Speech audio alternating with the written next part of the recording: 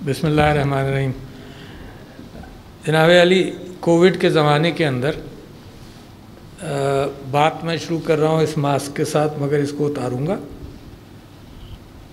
एक बहुत बड़ी आजमाइश से दुनिया गुज़री है और मैं समझता हूँ कि अल्लाह का एक बहुत बड़ा एहसान है पाकिस्तान के ऊपर कि जो लोगों का ख्याल था और जिसकी बुनियाद पर 3 महीने हम परेशान रहे, बहुत ज़्यादा मीडिया की इन्फॉर्मेशन के हवाले से सबको खौफ था कि हालात बहुत ही ख़राब होंगे।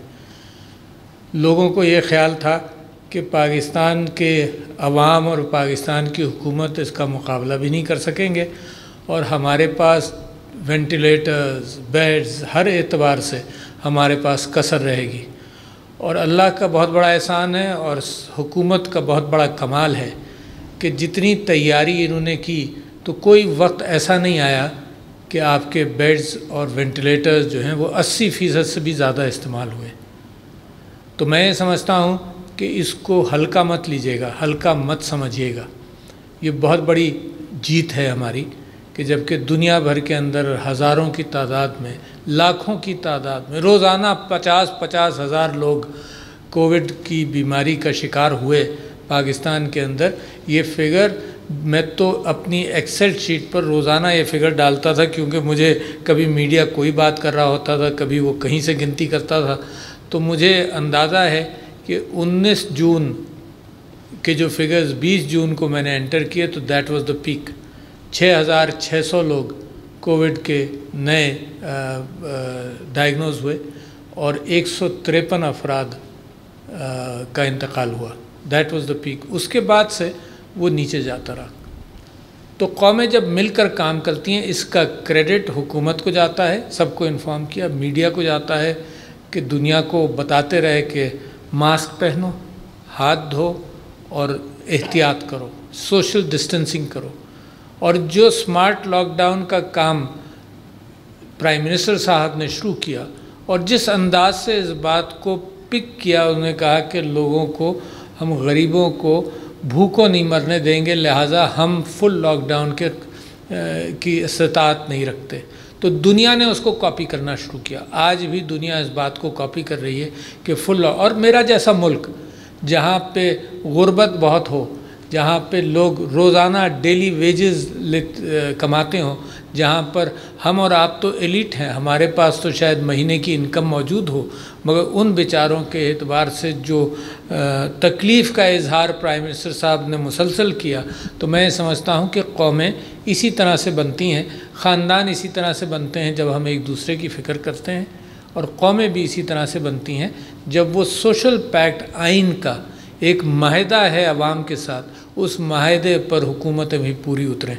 तो लिहाजा हुकूमत को भी मैं मुबारकबाद देता हूँ कि एक बहुत बड़ा काम किया, मगर वो काम मुकम्मल नहीं हुआ। जो चीज़ हमने लीडरशिप पकड़ी वो दुनिया ने उसको फॉलो किया। हमने क्या पकड़ा?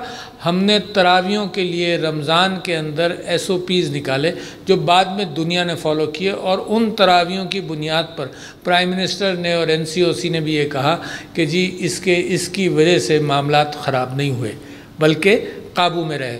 और वो कौमें जो सिर्फ पुलिस की हिदायत और कानून के हवाले से नहीं बल्कि ख़ुद अपने अंदर से एक डिसिप्लिन पैदा करती हैं, वो बड़ी जल्दी तरक्की करती हैं। तो ये बड़ी अहम जीत थी हमारी। अब दुनिया ने उसको उन SOPs को फॉलो किया। लिहाजा मैं इस मौके से फ़ायदा उठाते हुए दरख्वास्त करना चाहता हूँ कि बकरीद करीब आ रही है। That is the only hurdle left इंशाअल्लाह, कि अगर हम बकरीद के अंदर मज़ीद एहतियात कर लें, इज्तिमात के एतबार से,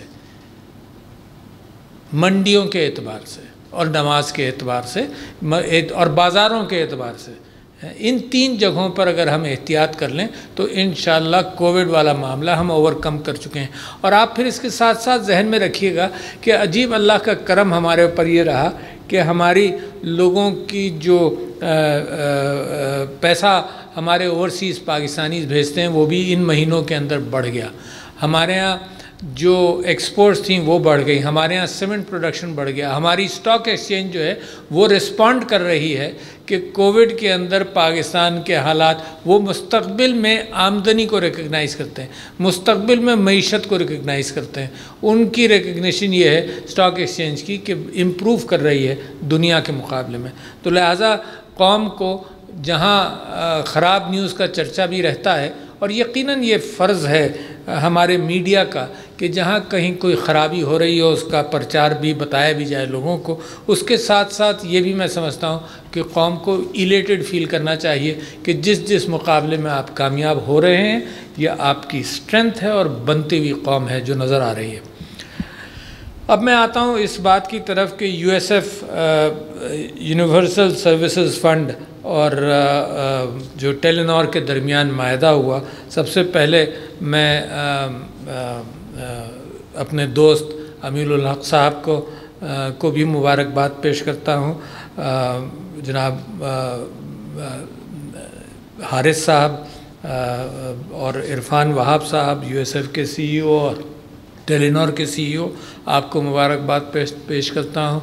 स्टैंडिंग कमेटी के चेयरमैन यहाँ मौजूद हैं, आपको वेलकम करता हूँ। और ख़वातीन व हज़रात, मैं समझता ये हूँ कि ये बहुत बड़ा अहम काम है, और जब मैं ऐसी जगहों पर आता हूँ तो मुझे बड़ी खुशी होती है क्योंकि ये मेरा पुराना पैशन है जिसके अंदर टेक्नोलॉजी और ये जो इंटरनेट के ज़रिए कम्युनिकेशन है, बहुत पुराना इसका शौक़ है। और मैं आपको बताऊँ कि कुछ ममालिक ने इसमें आउटस्टैंडिंग काम किया और उसमें रिकग्निशन किस बात की है, उनसे हमको सीखना चाहिए। देखिए, एक तो अपनी गलतियों से सीखता है, अपनी कामयाबियों से आदमी सीखता है, दुनिया की गलतियों और दुनिया की कामयाबियों से सीखता है। सबसे ज़्यादा एक मुल्क ने इसके अंदर तरक्की की इंटरनेट और डिजिटल मामलात के अंदर, उसका नाम है, छोटा सा मुल्क है एस्टोनिया, मगर उसका विज़न बड़ा था। और उसके विज़न के एतबार से आपको बताता हूँ, मैं शायद 2006 में गया था लिथुआनिया और एस्टोनिया, और उसके विज़न के एतबार से आपको बताऊँ कि जब एस्टोनिया आज़ाद हुआ तो लिथुआनिया उसका पड़ोसी मुल्क था, और पड़ोसी मुल्क ने उसको ये कहा कि हम तुमको, हमारे पास एनालॉग टेलीफोन एक्सचेंज है बहुत बड़ा, वो एनालॉग टेलीफोन एक्सचेंज हम ख़त्म करके डिजिटल पर जा रहे हैं, तो सारा एनालॉग एक्सचेंज हम तुम्हें मुफ्त दे देंगे। तो एस्टोनिया रिफ्यूज़, उसने कहा नहीं, अगला ज़माना डिजिटल एक्सचेंजेस का है, हम ये मुफ्त में भी नहीं लेंगे, हम अफोर्ड नहीं कर सकते, मगर 6-8 महीने के अंदर, साल भर के अंदर हम इतनी इनकम हमारी हो जाएगी कि हम डिजिटल एक्सचेंजेस पर जाएंगे। तो लिहाजा सबसे ज़्यादा तरक्की याफ्ता मुल्क, जहाँ पर इलेक्ट्रॉनिक वोटिंग भी होती है, जहाँ पर स्मार्ट कार्ड के ज़रिए एवरीथिंग, ऑल एजुकेशन। तो जब कोविड आया, कोविड ने बहुत सारे ममालिक को हिला कर रख दिया, एक नई डायरेक्शन। जो मैं तकरीरें करता रहता और अमीनुल हक मेरे भाई और मेरे दोस्त जितना ये चर्चा करते रहते हैं कि भाई ये ज़रूरी है और एजुकेशन इसके ज़रिए होगी, कुछ नहीं हो, इतनी तेज़ी से नहीं होता जितना कोविड ने कौमों को दुनिया में दिखा दिया और पाकिस्तान में ख़ास तौर पर दिखा दिया कि इसके एडवांटेजेस भी हैं। तालीम के अंदर बहुत बड़ा एडवांटेज है, मगर तालीम के अंदर हम प्राइम मिनिस्टर साहब ने मेरी ज़िम्मेदारी लगाई कि एक आईटी टास्क फोर्स बनाई, जो मिनिस्ट्री ऑफ आईटी ने और अमीनुल हक साहब ने उस टास्क फोर्स को नॉमिनेट किया। और उस टास्क फोर्स के अंदर जब सारी गुफ्तगू हुई तो सबसे बड़ी अचानक परेशानी ये हुई कि ऑनलाइन एजुकेशन का फ़ौरन हमने अडॉप्ट किया, हायर एजुकेशन कमीशन ने अडॉप्ट किया, मगर फ़ौरन ये चीज़ें आनी शुरू हो गई कि बच्चों ने कहना शुरू किया कि जी शहर में तो ठीक है, मगर एरिया, रूरल एरियाज़ के अंदर और यहाँ और वहाँ जो है वो ये एलीट का मामला है, ये एलीट से और शहरों की एलीट तक पहुँच जाती है बात, हमारे तक पहुँचती नहीं। तो लिहाजा एक कलाबाजी खाई, बड़ी बहुत अच्छी कलाबाजी वो मिनिस्ट्री ऑफ एजुकेशन ने की कि वो ब्रॉडबैंड क्योंकि एक्सेस नहीं था तो वो टेलीविज़न पर चले गए, तो क्लासें उन्होंने ऑनलाइन टेलीविज़न पर शुरू कर दी ताकि एक्सेस टेलीविज़न हर जगह पहुंचता है, तकरीबन सब 80 और 90% कवरेज है पाकिस्तान का, वो टेलीविज़न पर गए। और मिनिस्ट्री ऑफ आईटी में अमीनुल हक साहब ने और शोएब सिद्दीकी साहब जो सेक्रेटरी हैं, उन्होंने मिलकर इस बात को बड़ी तेज़ी से करना शुरू किया कि भाई आईटी को भी हम तैयार करें मुस्तकबिल के लिए। अब उसके साथ साथ देखिए ये आईटी, आप सब लोग टेलीफोन पर बहुत कुछ इंफॉर्मेशन लेते हैं 3G से ही, और 3G और 4G कब आएगा और 5G कब आएगा। तो हम तो 4G को भी पूरा पाकिस्तान इस्तेमाल नहीं कर सकता, लिहाजा मैं और आपके सामने गुफ्तगू करूं कि 5G आना चाहिए।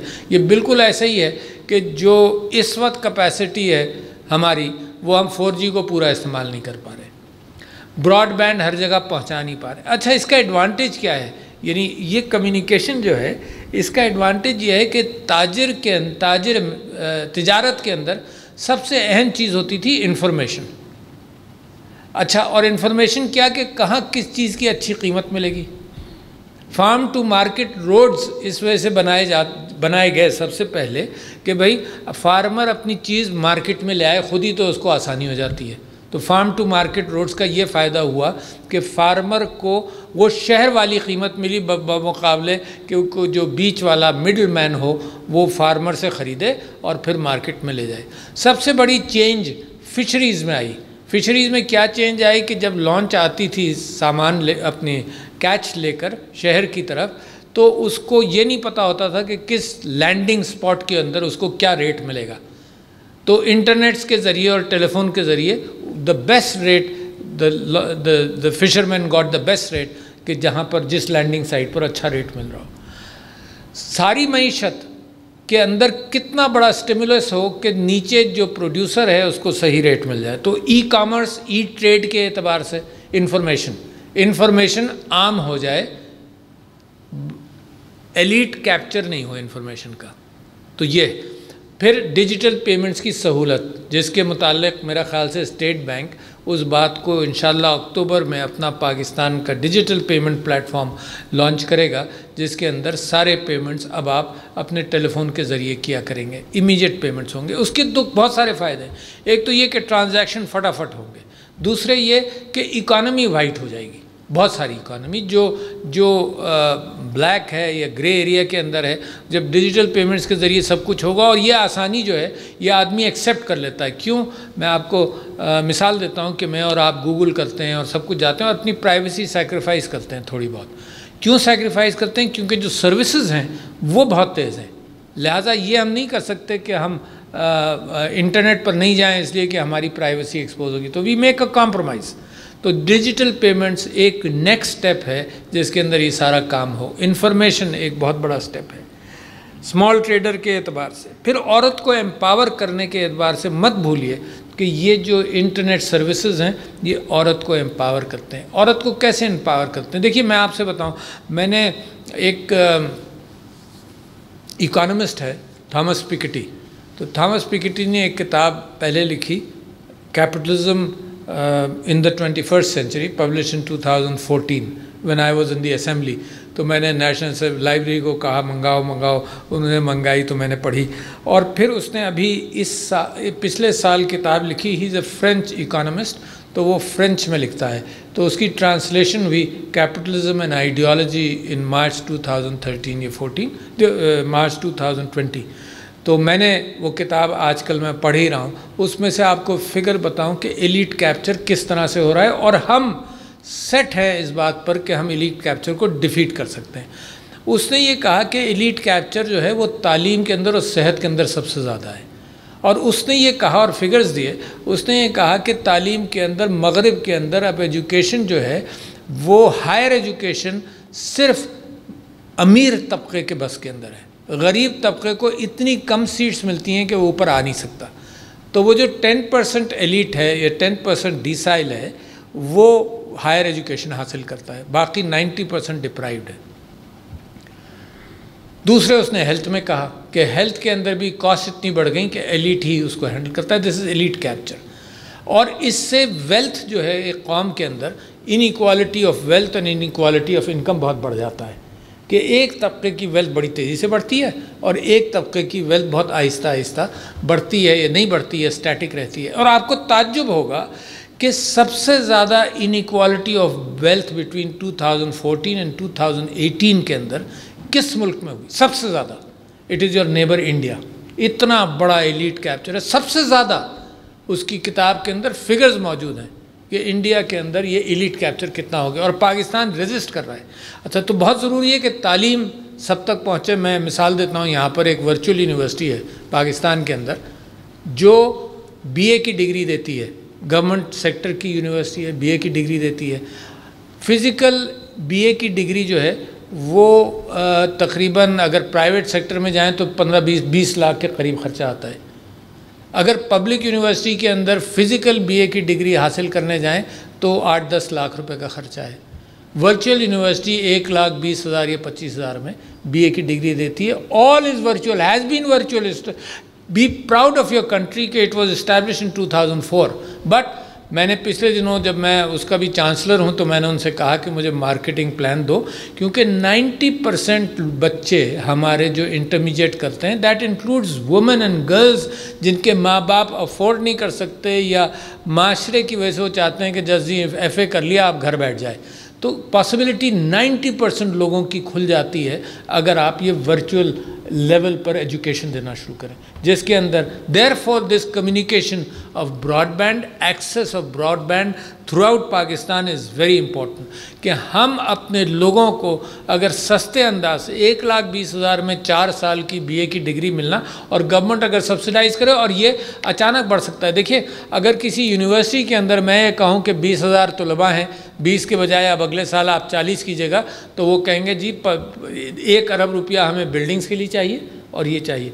ये अगर मल्टीप्लाई करना है, आपको सॉफ्टवेयर के एतबार से एक्सेस बढ़ानी है, और वर्चुअल यूनिवर्सिटी अपने 3 लाख से अगर 10 लाख कर लेगी, तो मेरे ख्याल से 5% या 10% भी कॉस्ट नहीं बढ़ती। तो ये एक बहुत बड़ा स्टेप है। मैं अमीनुल हक साहब, ही सो अवेयर ऑफ थिंग्स, माशाल्लाह। इनके साथ और इनकी मिनिस्ट्री के साथ मुझे काम करते हुए बड़ी खुशी भी होती है कि अवेयर हैं, काम जल्दी करना चाहते हैं और इन सब चीज़ों को पिक करना चाहते हैं। मैं एक और चीज़ की तरफ तवज्जो दिलाना चाहता हूँ। टेलीनॉर के लोग भी यहाँ बैठे हुए हैं और USF भी बैठे हैं। एक तो राइट ऑफ वे पर सारी जिम्मेदारी अब पिछली मीटिंग्स के अंदर अब दे दी है सेक्रेटरी मिनिस्ट्री ऑफ IT और मिनिस्टर साहब को, कि राइट ऑफ वे के ऊपर फैसला जल्दी कराएं, क्योंकि जब ये केबल्स ले किए जाते हैं जिनकी बुनियाद पर ब्रॉडबैंड ज़्यादा चलेगा, ये फाइबर ऑप्टिक केबल्स, तो उसके अंदर जिस जगह से गुजरते हैं, डिफेंस सोसाइटी से गुजरते हैं वो अपनी कीमत बताते हैं, किसी और जगह से गुजरते हैं वो अपनी कीमत बताते हैं। तो टेलीकम्युनिकेशन कंपनीज़ को अंदाज़ा नहीं है। देखो, कोई कारोबार सेटअप करता है ना, तो सारी चीज़ों को फैक्टर इन करता है, सारी कॉस्ट को फैक्टर इन करता है।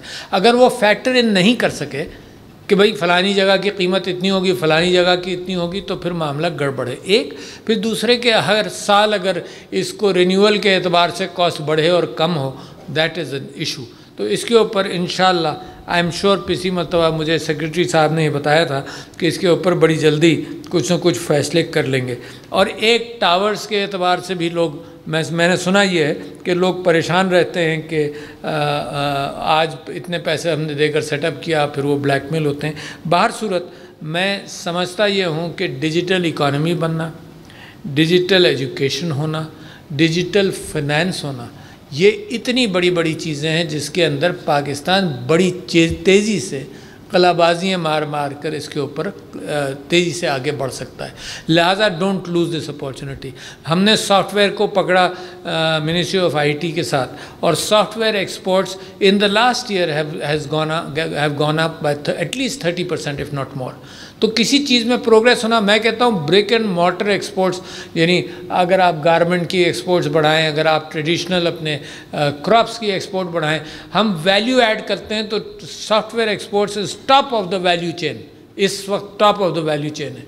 और थ्रू डिजिटल कॉन्टैक्ट्स, आप कल परसों का न्यूयॉर्क टाइम्स का अगर आप आर्टिकल पढ़ें, उसके अंदर ये है कि वहाँ पर स्किल बढ़ाने के अंदर अमेरिकन लेबरर्स के लिए कितना बड़ा रोल स्किल इकॉनमी जो है वो थ्रू द इंटरनेट लोगों की एजुकेशन हो रही है। नर्सिंग के हवाले से एक आपको ताज्जुब होगा, पिछले दिनों मैं शहीद जुल्फ़िकार अली भुट्टो मेडिकल यूनिवर्सिटी की सेनेट की मीटिंग चेयर कर रहा था, तो पता चला कि जी वो 700-800 डॉक्टर्स प्रोड्यूस कर रहे हैं। मैंने पूछा नर्सेस कितने कर रहे हैं, तो उन्होंने कहा 75। तो मैंने कहा किसी वार्ड में जाओ तो आप ये देखते हैं कि 1 डॉक्टर होता है और 10 नर्सेस ज़रूर होते हैं। तो हमारे यहाँ 8 या 10 लाख नर्सेस की ज़रूरत है। 8 या 10 लाख नर्सेस की ज़रूरत है। और हम किस तरह से वो 4 साल की ब्रिक एंड मॉर्टर एजुकेशन पे चला रहे हैं दुनिया में programmes. And the same thing I mention the New York Times article and another article which I sent to the health minister also, कि दुनिया के अंदर भी अब ऑनलाइन नर्सेस की ट्रेनिंग है, यानी 2 साल 2.5 साल या इवन शॉर्टर वो ऑनलाइन कर देते हैं और 6 महीने वो अस्पताल में ट्रेन कर नर्सेस प्रोड्यूस कर रहे हैं। तो मैं ये समझता हूँ कि the future highway, the future value, the future gold is all information, और information based upon the internet and the ability information का जमा हो जाना और information का अवामी होना। तो ये जो कैफियत है ये information को अवामी कर रही है। तो मैं शुक्रिया आप सब लोगों का जनाब मिनिस्टर साहब, very good work being performed by your ministry माशाल्लाह, और टेलीनॉर फॉर दिस कोऑपरेशन। और आई मस्ट थैंक टेलीनॉर कि वो रेड क्रॉस के साथ अपने CSR फंड्स के एतबार से भी उन्होंने पिछले दिनों डोनेशन दिया। और USF फंड्स का, जब मैं पब्लिक अकाउंट कमेटी में था असेंबली में, तो मैं हमेशा ये शोर मचाता रहता था, मगर वो शोर को खुद ही कोविड ने हैंडल कर लिया। मैं शोर मचाता रहता था कि यार इतना पैसा है, and I don't remember the figure but about 60 billion rupees उस ज़माने में USF फंड के अंदर था। तो मैं शोर मचाता रहता था कि भाई इसको खर्च करो। तो कोविड ने गर्दन से पकड़कर बहुत सारे काम करा दिए जो हम आहिस्ता आहिस्ता करते हैं। शुक्रिया बहुत ladies and gentleman, thank you very much.